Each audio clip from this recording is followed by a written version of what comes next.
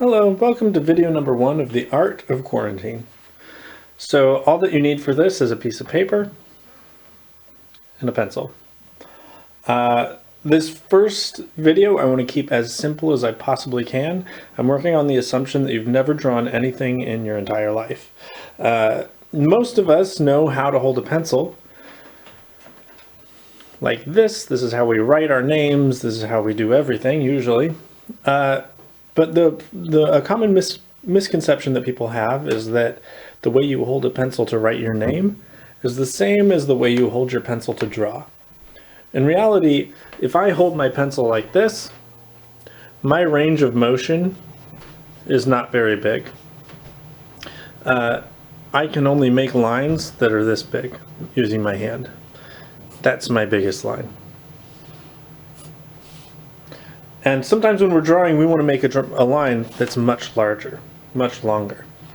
And you also get this curve in the line that if I am using my hand, the line's going to curve like that. If I rotate out the wrist instead of the hand, then that's the curve that I get. If I rotate at the elbow, then my line is much straighter. So that's the difference between if I move my fingers, if I move my wrist, and if I move my elbow. So I want to move as much of my arm as I can so that I get these long, straight lines. Another thing that is important is learning how to make a line that isn't very dark. So we have a tendency when we're writing our name, my name is Doug, to write very dark. And sometimes when we're drawing, we don't want to draw this dark because that's hard to erase. And if I make a mistake, I can't just draw over it and make it go away. So when I'm starting out a drawing, I always want to draw as light as I can, making lines that you can barely see. It's really hard to make a light line when you hold your pencil like this. So I want to talk about different ways to hold your pencil when you draw. You can hold it like this, which is very different, maybe not what you're used to, especially if you're adding a large area of value. That I can get a very light line, long sweeping lines like this. Or if you're just really comfortable with this, you can just extend the pencil out and draw like this. Even when I make a dark line, it's not as dark as if I'm drawing like this. So this first video, it's not even an assignment. The first thing I want you to practice is just holding your pencil differently. Moving your hand back on your pencil and just practice making different lines. A lot of people will start out kind of making a line like this, and you get this weird feathery broken up effect. What I want you to practice is making long sweeping lines.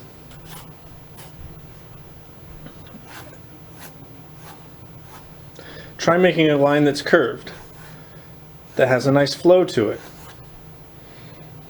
And really want you to practice making a line that's so light you can barely see it. Now I have a good reason for this. If I make a line that's really dark, often the way I will start a drawing is with lines that are going to be removed later. That if this is my face on this guy, then I don't want this line to be there forever. I'm eventually going to want to put in an eyebrow, a nose, another eyebrow here. His eyes will be in there. And I'll change the shape of his face.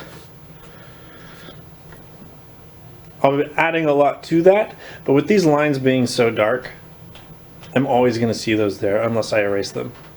But if I come in with a really light line and do the same guy,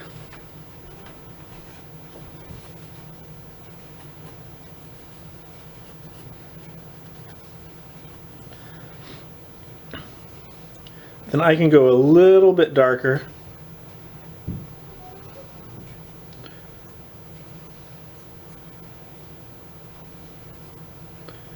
As I start to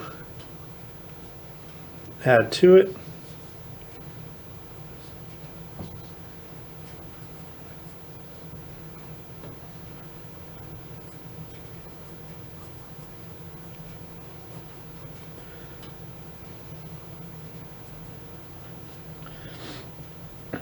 And then when I'm done, I can come over this with a dark line if I want. Most of the time I won't.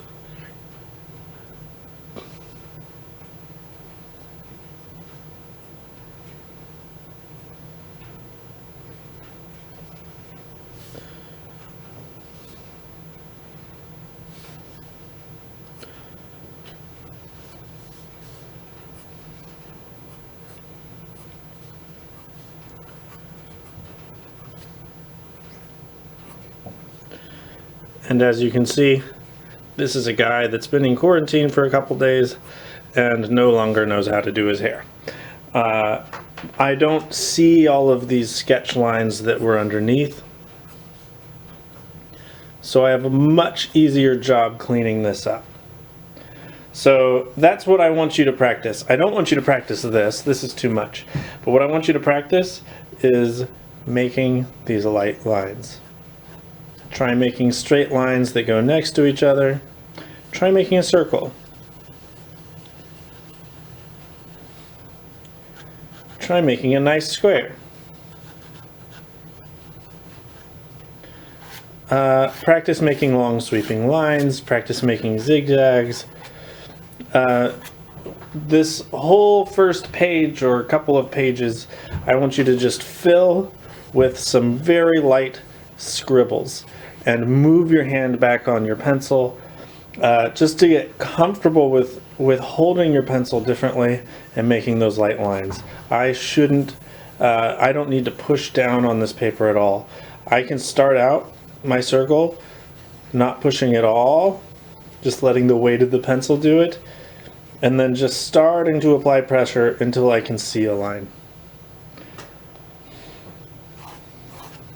And then I can come over it with lines that are a little bit darker.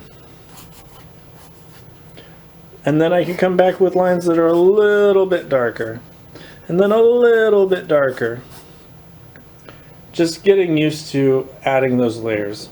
You can see here that this is just scribbles, but even these scribbles has a lot of depth to it, having these light lines in the background with the medium lines in the middle and then the dark lines coming to the front. So that's lesson 1 on how to draw.